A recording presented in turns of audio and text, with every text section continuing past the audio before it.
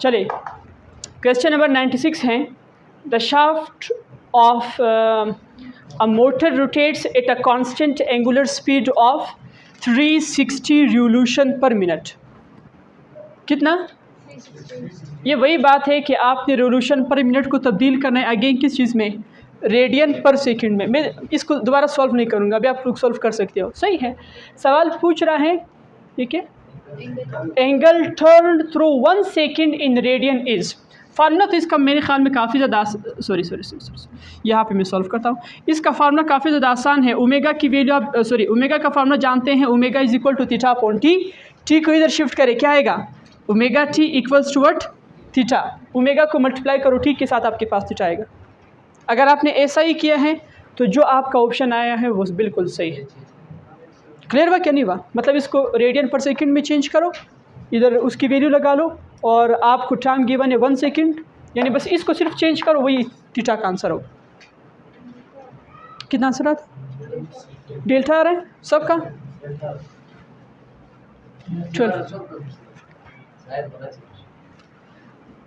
360 1 revolution की जगह 2 pi divide by 60 seconds. सी है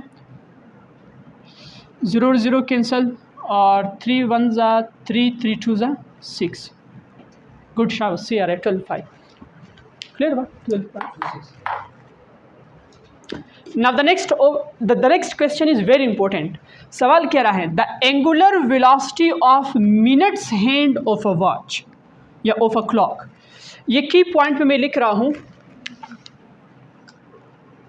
minute hand of a clock या वॉच, और एक है second hand of a clock या वॉच। जी इसी पे गुजारा करो। चलें, minute hand of a watch किसको कहा जाता है? मिनट हैंड ऑफ वॉच उसको कहा जाता है विच कंप्लीट्स 1 रिवोल्यूशन, जो एक रिवोल्यूशन कंप्लीट करता है इन 60 मिनट।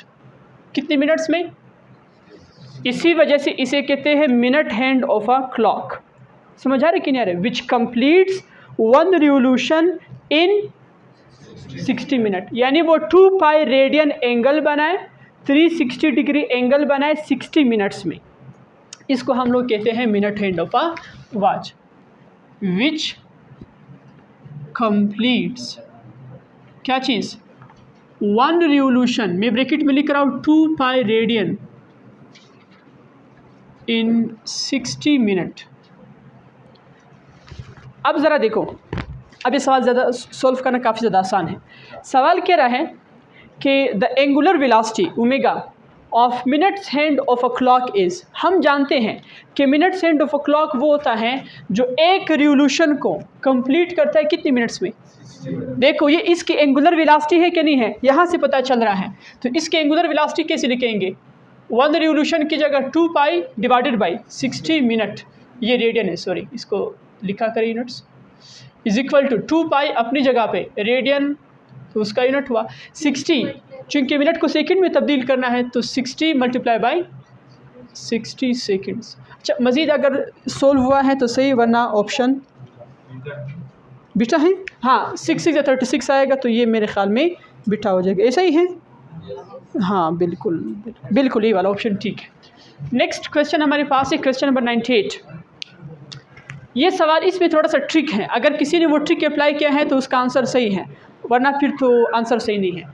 सवाल क्या है, अ डिस्क ऑफ रेडियस 20 सेंटीमीटर, कि एक डिस्क है जिसका रेडियस कितना है 20 सेंटीमीटर है, अबाउट इट्स एक्सिस, उसके एक्सिस से, ये देखें यहाँ से लेके यहाँ तक जो रेडियस है, ये टोटल रेडियस कितना है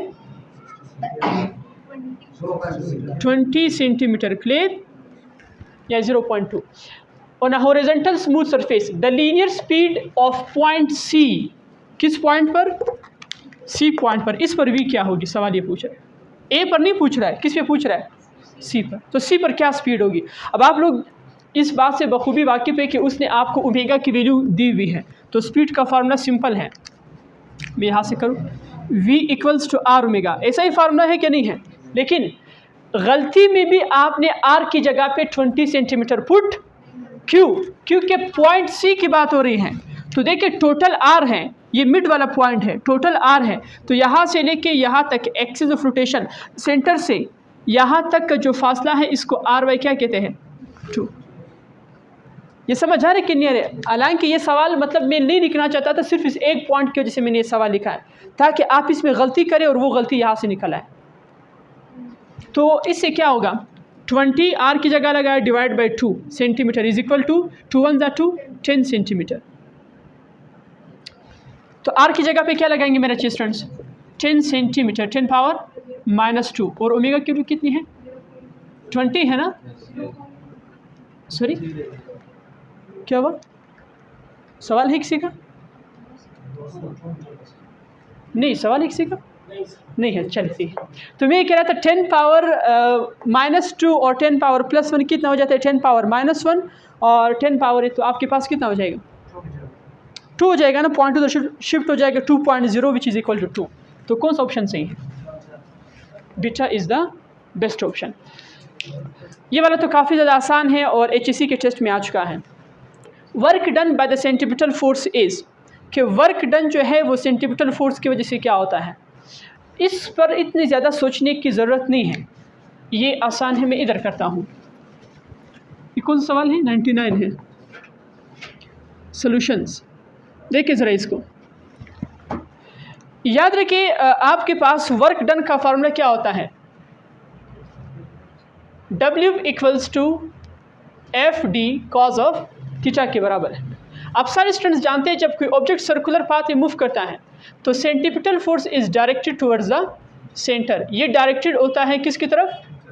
सेंटर की तरफ डायरेक्टेड होता है। और जो टेंजेंशियल वेलोसिटी है that is like this, tangent. इन दोनों के दरमियान एंगल कितना होता है? 90 डिग्री। अब जब कोस 90 हम पुट करते तो आंसर उसका क्या आता है? 0 आता है। एग्जैक्टली, बिल्कुल सही, इसमें कोई सवाल तो नहीं है। तो इसी वजह से चूंकि एंगल यहाँ पे FC इज़, अभी इसमें मैंने एक सवाल में भी करवाया था, F centripetal force is perpendicular to V, so that is why theta equals to 90 degree, so work done is 0। कौन सा ऑप्शन है इसमें? मैंने नीचे जैसे ऑप्शन लिखा नहीं था कि वो साहब वो पॉइंट याद करो, की पॉइंट। द लेंथ ऑफ हाँ ये देखो, यहाँ से फिर वो सवाल आया, वहाँ वाला सवाल। The length of second hand of a watch is 1 centimetre. The velocity vector v की बात कर रहा है, किस चीज़ की? v की। Of the tip of the second hand is,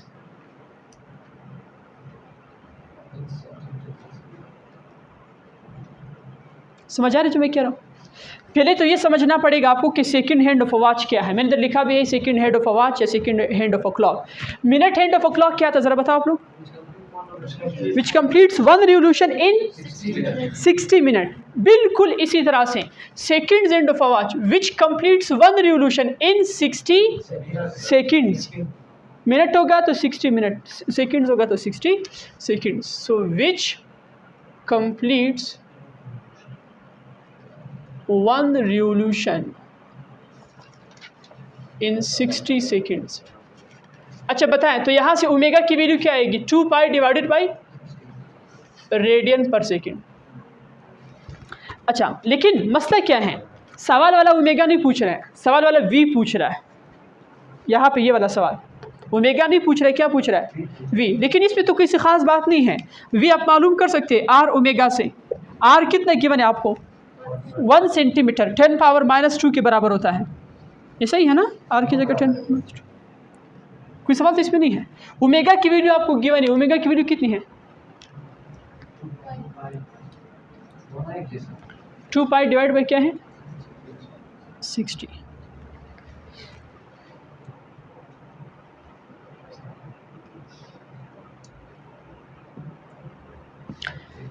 अच्छा, सेंटीमीटर पर सेकंड, सवाल क्या कह रहे हैं? मतलब उसने सेंटी को कन्वर्ट ही नहीं किया है, तो इस वजह से 10 पावर -2 की जगह हम दोबारा क्या लगाएंगे? सेंटी। क्या हम ये बेदारी नहीं करना चाहते? ये पॉइंट समझ है कि नहीं है? तो लिहाजा आपके पास आंसर कितना आएगा? 2 पाई डिवाइड बाई 60 सेंटीमीटर पर सेकेंड। इसमें कोई सवाल तो नहीं है? क्लियर भाई ये? हाँ, लिखने की ज़रूरत भी नहीं, सेंटीमीटर पर सेकंड लिखा। यहाँ तक कोई सवाल है तो बताओ। तो बेस्ट ऑप्शन कौन सा है? कहाँ है बेटा? ये है बेटा, सही। कोई सवाल इसमें? सब कुछ क्लियर? क्वेश्चन नंबर ये बताओ 101 का ये क्या है? तो देखो यार, ratio of angular velocity and angular frequency is. सब अच्छे स्टूडेंट्स को, सब सारे अच्छे स्टूडेंट्स हैं माशाल्लाह, सबको पता है omega is equal to 2 pi but F, है क्या नहीं है? सवाल वाला कह रहा है कि एंगुलर वेलोसिटी और एंगुलर फ्रीक्वेंसी के दरमियान क्या रेशियो होगी? So omega divided by F को इधर शिफ्ट करो, आंसर क्या आएगा? 2 पाई। तो कौन सा ऑप्शन सही? कितना आसान सवाल। सवाल कह रहे हैं रेशियो ऑफ एंगुलर वेलोसिटी बच्चे एंड एंगुलर फ्रीक्वेंसी इज, कि एंगुलर वेलोसिटी ओमेगा और एंगुलर फ्रीक्वेंसी एफ के दरमियान क्या रेशियो होगी? हम जानते हैं कि angular velocity and angular frequency both are related by a relation omega equals to 2 pi F. So if you want to find the ratio, then you have to divide this f by with omega. समझ आ रही कि नहीं आ रहा है? So you will get the result 2 pi. That is why option A is the right option. समझ आया सबको? 102. A small sphere is attached to a cord and rotates in vertical. हाँ, ये important point है. Rotates to a vertical circle. Be remember. यहाँ से एक की पॉइंट में रहे, हॉरिजेंटल सर्कल और वर्टिकल सर्कल मैंने आपको समझाया था, मैं लिखवा रहा हूँ ये चीज़। हॉरिजेंटल सर्कल वो है जिसमें टेंशन क्या हो? सेम हो, और स्पीड भी क्या हो? सेम हो। वर्टिकल सर्कल वो है जिसमें टेंशन सेम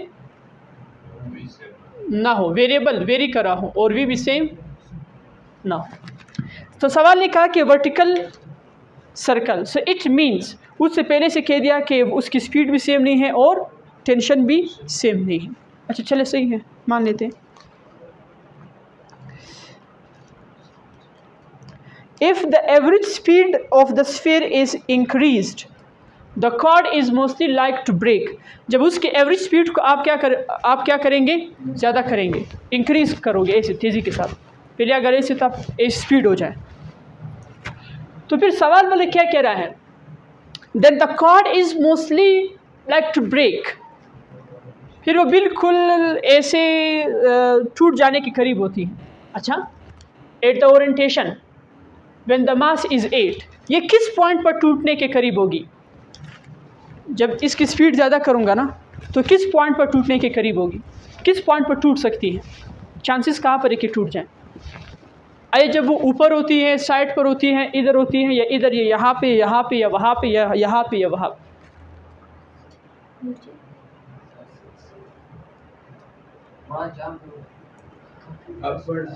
सवाल अगर समझ जाए तो फिर मैं जवाब देने में मुझे कोई मसला नहीं होगा। सवाल बस ये जवाब सुनो। अगर कॉमन सेंस यूज़ करोगे, मतलब बग़ैर फिज़िक्स का रीज़न दिए, कॉमन सेंस ये कहता है कि जब आप इसको ऐसे मतलब घुमाते हैं तो ऊपर ये ऑब्जेक्ट हमेशा, the object at the top most point always feels light. हमेशा वो कैसे फील करती है? लाइट। ये झूले वगैरह में आप लोग बैठ जाए, इस तरह से जो वर्टिकल झूला होता है, जो सर्कुलर पाथ में, उसमें भी आप लोग चेक कर सकते हैं इस चीज़ को। तो वहाँ पे आप अपने आप को काफ़ी ज़्यादा हल्का थोड़ा सा मतलब समझेंगे, जैसे आपकी वेट जो है वो गिर चुकी हो। आ रही बात समझ में? अगर किसी ने ऑब्ज़र्व किया है या जाके फिर किसी जगह पर ऑब्ज़र्व करे भी, माशाल्लाह आप लोग सारे फैमिली वाले हज़रात तो जाके देख लिया, अभी हर जगह पे फैमिली वगैरह का सिस्टम अभी है। हमारे जो इस तरह के बैचलर लोग हैं वो तो बेचारे बस थोड़ो भी बैठे रहेंगे। तो समझ आ रहे कि नहीं आ रहे? या गेट के सामने खड़े रहेंगे। तो मैं ये कह रहा था, अब इसको खैर है, मैं ये कह रहा था कि यहाँ पे ऑब्जेक्ट टॉप मोस्ट पॉइंट पे हमेशा हल्का महसूस करती है, लेकिन जब वो ऐसे नीचे आती हैं और वहाँ पे भी आप ऑब्ज़र्व कर सकते हो, then the object feels heavily, तब वो भारीपन महसूस करता है, जैसे उसका वेट इंक्रीज हो चुका हो, अपेरेंट वेट। ये था कॉमन सेंस। सवाल का जवाब क्या है कि ये कॉर्ड टूट सकती है किस पॉइंट पर? बी पॉइंट पर, क्योंकि यहाँ पे ये भारी महसूस होगी ना, ऐसा महसूस होगा जिसका यहाँ पे अपेरेंट वेट इंक्रीज होगा, इसी वजह से बी पॉइंट पर ये क्या हो सकती है, टूट सकती है। तो ऑप्शन कौन सा सही है, ऑप्शन अल्फा सी है। लेकिन फिजिक्स का रीज़न देना ज़रूरी है। हाँ, अब ज़रा इसकी तरफ आते हैं। ये कौन सा सवाल है, 102। अब ज़रा इसको देखो गौर के साथ, सुनो सारे स्टूडेंट्स। जब ये पॉइंट नीचे हो, ये देखो इधर टेंशन अपवर्ड है और ग्रेविटी की फोर्स किस तरफ है, डाउनवर्ड। ये आपके पास टेंशन है और ये आपके पास ग्रेविटी की फोर्स है। इसमें कोई सवाल तो नहीं है।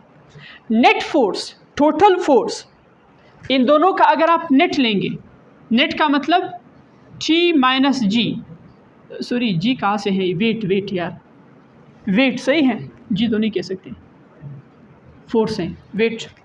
तो जो आपके पास इन दोनों का जो नेट फोर्स है, this provides the centripetal force. ये किस चीज़ को प्रोवाइड करता है, सेंट्रीपिटल फोर्स को प्रोवाइड करता है, which is equal to F subscript C equals to T minus W।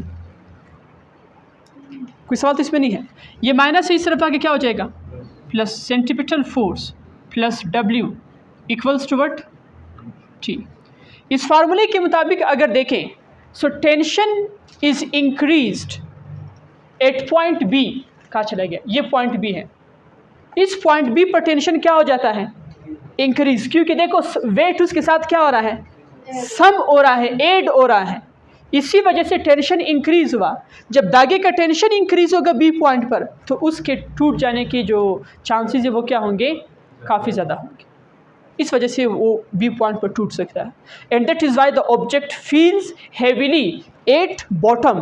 Bottom पर ऑब्जेक्ट क्या करती हैं, हेविली फील करती है, लेकिन टॉप पर जो है वो क्या करती है, लाइट। और उसका रीज़न अगर फिजिक्स से देखना चाहते हो, तो जब टॉप पर आप आते हैं तो टॉप पर टेंशन की डायरेक्शन और W वेट की डायरेक्शन दोनों सेम होती हैं। फिर जो आपके पास प्लस हो रहा है वो क्या होगा, माइनस होगा।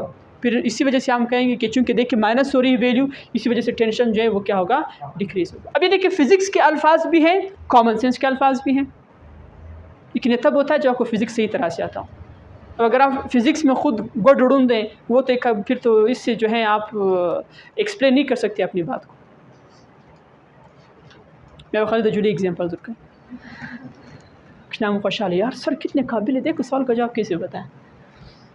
अगर नहीं खबर, अगर इसी सवाल को थोड़ा सा उलट करें तो फिर आप भी कन्फ्यूज़ हो जाएंगे क्यों खरा। चले क्वेश्चन नंबर ये बताऊँ, ये वाला आंसर, ये वाला सवाल इस वजह से मैंने दिया है, इस सवाल को देने की ज़रूरत क्या है, हालांकि काफ़ी ज़्यादा आसान सवाल है। सिर्फ एक ज़रूरत है, ताकि वेक्टर नोटेशन आप भूल ना जाएं।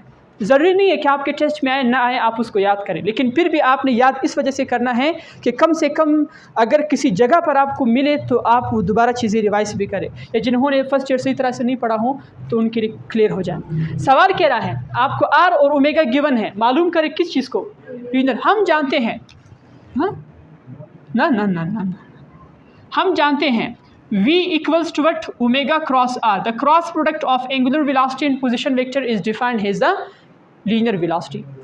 यहाँ तक कोई सवाल तो नहीं है। अगर आप तक नहीं चुके हैं तो ओमेगा क्रॉस r आया, आपने क्या करना है, ओमेगा को मल्टीप्लाई करना है किसके साथ, पोजीशन वेक्टर r के साथ। मैं इसको मिटा देता हूँ, ये मिटा दूँ, एक मिनट में अभी सॉल्व करवाता हूँ डिटेल से।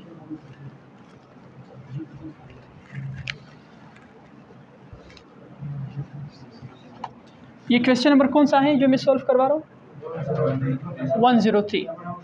यहाँ से की पॉइंट भी आ रहा है, सारे स्टूडेंट्स देख लें।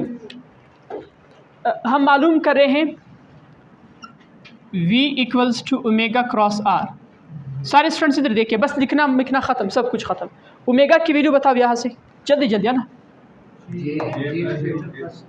J unit vector plus 2K unit vector, फिर ये ब्रैकेट लगाए, ये cross product, R unit vector की वैल्यू बताएं, यूनिट वेक्टर नहीं position vector, J unit vector, सही है। अब ज़रा देखो, डॉट प्रोडक्ट तो काफ़ी आसान था कि भाई I को I के साथ मल्टीप्लाई करो, J को J के साथ मल्टीप्लाई करो, K को K के साथ, बग़ैर देखे आप उसको क्या कर सकते थे, सॉल्व कर सकते थे, मतलब ऐसे उसको देख लेते आप सॉल्व कर सकते थे। सिंपल कोएफिशिएंट मल्टीप्लाई कर दें। लेकिन मसला ये है कि क्रॉस प्रोडक्ट में, किस चीज़ में, क्रॉस प्रोडक्ट में याद रखो I cross I equals to J cross J equals to K cross K equals to 0।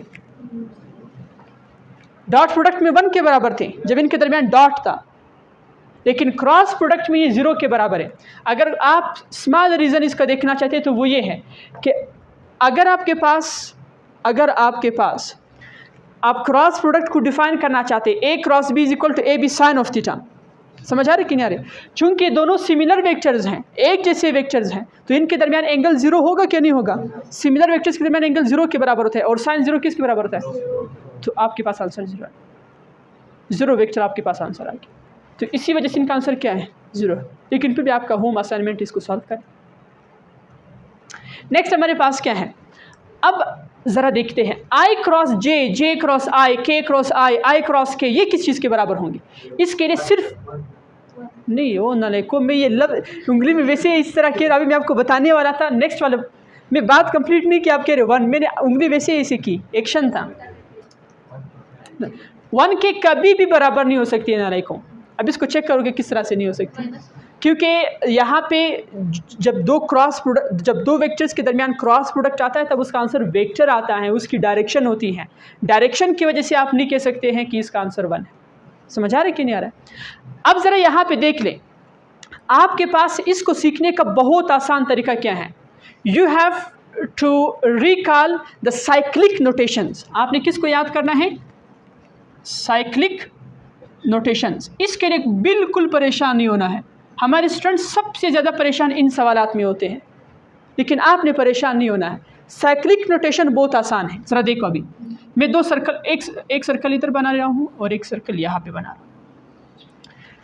घड़ी को देखें, अगर आप घड़ी की सिमत में जा रहे हैं, घड़ी की सिमत ऐसी है, ये इस तरह से, ऐसा ही है ना? देखें, मेरे ख्याल में ऐसा है, ये क्लॉकवाइज, ये कहलाता है क्या चीज़? CW, clockwise. Clockwise direction is conventionally taken in negative. इसके अपनी रीज़न भी है जो फर्स्ट टाइम डिटेल से करवा चुका हूँ, लेकिन यहाँ पे आपने सिर्फ पॉइंट याद करने के तरीके सीखने, ट्रिक सीखने हैं। ये एक ट्रिक है जो मैं आपको बता रहा हूँ, साइक्लिक नोटेशन। और इसके मुखालिफ अगर जाऊँगा तो फिर आपके पास क्या होगा? एंटी क्लॉकवाइज, जिसे आप लोग कहते हैं काउंटर क्लॉकवाइज। ऐसा ही है, काउंटर क्लॉकवाइज या एंटी क्लॉकवाइज एक ही चीज़ है। And this is always taken in opposite to the clockwise, which is positive. कोई इशू तो इसमें नहीं है। This is I unit vector, this is J unit vector, this is K unit vector, this is I unit vector, this is J unit vector and this is, कितना आसान है, ज़रा देख लो कितना आसान होगा। I cross J equals to K, K cross I equals to J। समझ आ रही कि नहीं आ रही? आप लोग समझ आएगी? जब आप I को मल्टीप्लाई करोगे किसके साथ? J के साथ। देखो ज़रा, I unit vector cross J unit vector, तो इसका आंसर थर्ड वेक्टर क्या आएगा? K यूनिट वेक्टर आएगा, लेकिन किस साइन के साथ? पॉजिटिव साइन के साथ, क्योंकि आप उसी डायरेक्शन में जा रहे हैं। K क्रॉस I का आंसर क्या होगा? That equals to J unit vector. वो किसके बराबर होगा? J यूनिट वेक्टर के बराबर होगा। इसमें क्या? K और I की बात करो बच्चे। K क्रॉस ये J इसका है यार, वो तो दूसरे वाले है, ये J इसका है, सही है। अच्छा, यहाँ तक कोई सवाल तो नहीं है। I cross J equals to K, J cross K किस चीज़ के बराबर है? I के बराबर है। ये इधर मैं लिख रहा हूँ, J cross K equals to I not. लेकिन अगर आप इसके उलट जाएंगे, मुखालिफ जाएंगे, मतलब डायरेक्शन इसकी बजाय ऐसे जाएंगे, आसान है। ये देखो नीचे मैंने लगाया हुआ है, K cross J, K cross J किसके बराबर होगा? I with negative sign. समझ आ रहा है कि नहीं आ रहा है? कौन सा वाला है? K क्रॉस J का मैंने कहा, K cross J equals to minus I unit vector. इसमें कोई सवाल तो नहीं है। J क्रॉस I किस चीज़ के बराबर है? Equals to K unit vector. इसमें कोई सवाल? और I क्रॉस K किस चीज़ के बराबर है? ये माइनस है, सॉरी माइनस जे के बराबर हो। ये समझ आ रहा है कि नहीं आ रहा है? ज़रूरी नहीं कि दो डायग्राम ड्रा करो, एक को ड्रा करो उससे आप निकाल सकते हैं, या ये सिर्फ लिखो इसको उलट करके ये चीज़ आ जाएगी, ये आपकी मर्ज़ी है, कोई रटा लगाने की ज़रूरत नहीं, कुछ भी नहीं है। तो इसको सॉल्व करना कितना आसान है। अब आपके लिए सवाल कितना आसान हुआ ज़रा देखो। सिमिलर वेक्टर्स को तो मल्टीप्लाई करने की ज़रूरत ही नहीं है, मतलब जे और जे को मल्टीप्लाई करने की ज़रूरत, क्योंकि वो किस चीज़ के बराबर हो जाता है, 0 के बराबर। चलें, इस पहले वाले को दोनों के साथ मल्टीप्लाई करेंगे, फिर इसके वाले को दोनों के साथ मल्टीप्लाई करेंगे, is equal to J cross I किस चीज़ के बराबर है, बताओ सही तरह, के बराबर। लेकिन इधर कोएफिशिएंट क्या लिखा है, और इसका कोएफिशिएंट 1 है, 3 1 जा 3, तो ये आंसर क्या आया, 3 के आया। क्लियर? फिर प्लस, अब इसको एक बार इसके साथ करेंगे फिर इसके साथ, लेकिन चूंकि जे क्रॉस जे का आंसर क्या होता है, 0, लिहाजा इसको बिल्कुल 0 ही लिखा आपने। फिर प्लस 2 3 जा 6, के क्रॉस आई, के क्रॉस आई किसके बराबर, जे के बराबर। क्लियर है कि नहीं है? ये आपसे लिखा भी है मेरे ख्याल में, के क्रॉस आई जे के बराबर, सही हुआ। फिर प्लस लगा ले साथ में, 2 4 जा नाले को 8, के क्रॉस जे, के क्रॉस जे, ये देखिए यहाँ पे लिखा होगा शायद लिखा हुआ मैंने, नेक्स्ट के क्रॉस जे है, देखो K cross J equals to minus I, नहीं लगा किस तरह से, जे क्रॉस आई का तो फिर भी माइनस नहीं लगाया। हाँ सॉरी जे क्रॉस आई का माइनस किया था नाले को, आप लोग किधर हो, ये जे क्रॉस आई इसका आंसर क्या आता है, माइनस के नहीं आता है। क्लियर बा? और इसका क्या लगाएंगे साथ में, -8 के नहीं बल्कि आई। इसमें कोई सवाल तो नहीं है, तो कौन सा ऑप्शन सही है, ये जी लिखा है, हाँ ऑप्शन किधर नहीं लिखा है, ऑप्शन सवाल कहाँ है, हाँ ये है, तो इसकी जगह पे वो आंसर लिखो, -3